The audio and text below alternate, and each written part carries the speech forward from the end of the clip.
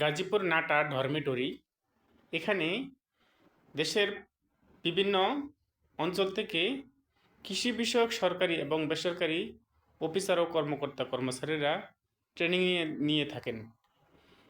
এই ভবনটি সম্পূর্ণ সরকারি এবং এখান থেকে বিভিন্ন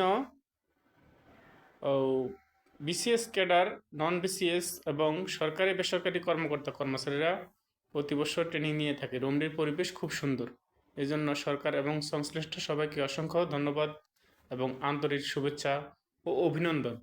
এই রুমটিতে দুইজন থাকার জন্য আমাদের ইনস্ট্রুমেন্টগুলো হচ্ছে এভাবে: একটা চেয়ার, একটা টেবিল, অর্থাৎ দুইজনের জন্য দুইটা চেয়ার, দুইটা টেবিল, একটি লুকিং গ্লাস, দুইটি স্টিলের আলমারি, দুইটি হচ্ছে আলমিরা, এভাবে সিঙ্গেল দুইটি খাট, এখানে একটা এসি, দুইটা প্যান দুই পাশে এবং দুইটা করে চারটা লাইট এবং এখানে আরেকটা বেড।